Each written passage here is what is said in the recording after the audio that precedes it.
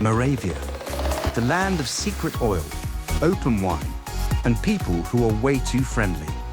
A captivating region in southeast Czech Republic, rich in, well, everything. We're gathering the full crew for our weekend adventure. By full crew, I mean a questionable collection of friends who probably packed more snacks than clean socks. Wish us luck. We're going into the wild.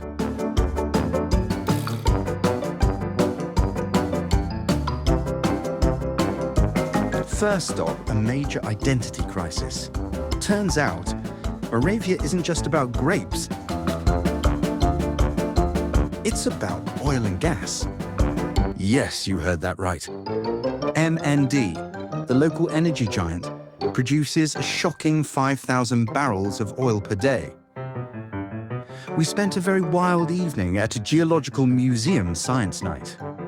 This region is just full of surprises. Day 2 was dedicated to history, which is clearly just an excuse to play dress up. We started at Milotitz Castle, which got its high Baroque glow-up back in the 18th century. It's so fancy, it even has a French Baroque garden. The best part? They let you wander the grounds in full period costumes. We highly recommend you stop looking like a tourist and start looking like a mildly confused 18th century count.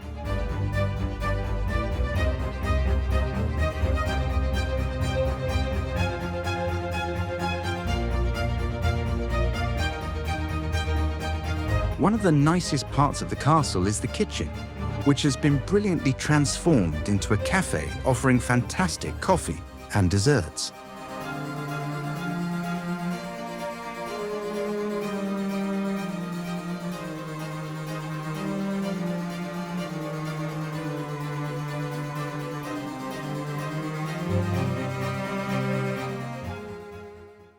Next, we hit up the Mikushis archaeological site. This place is basically the ancient Slavic capital, dating back to the Great Moravian Empire in the 8th century AD. The excavations started in 1955 and are still going. Look, I'm not saying they're slow, but I finished my kitchen renovation faster than this dig. It's seriously impressive though, especially if you enjoy looking at very important, very old dirt. All right, this is the real reason we came, the wine cellars. They're not just plentiful, they're alarmingly numerous across the countryside.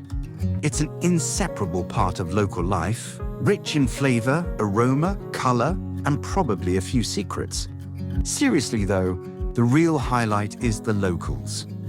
They are so open, warm, and hospitable that they'll basically adopt you and refill your glass before you can even finish saying thank you.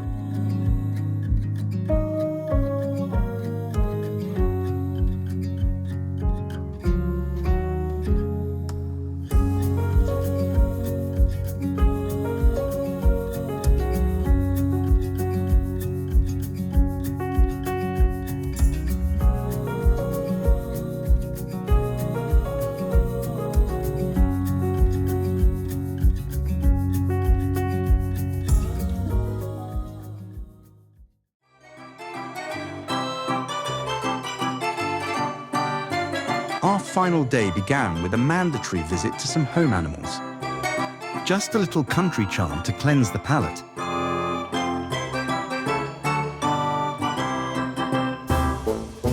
This was immediately followed by a great homemade food coma. In the afternoon, we were dragged to vibrant festivals because here, local traditions aren't just alive, they're apparently mandatory. It was loud, fun, and proof that Moravian spirit is not for the faint of heart.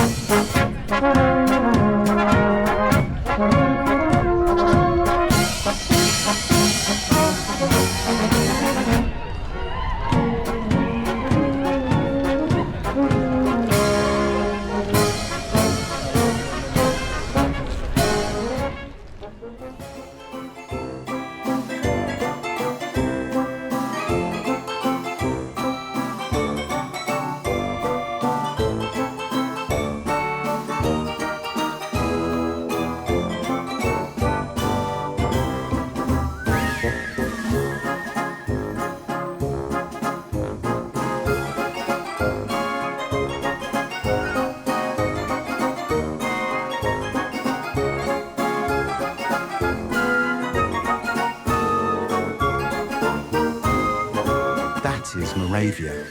Highly recommended. Now, if you'll excuse us, we have a lot of wine to digest. See you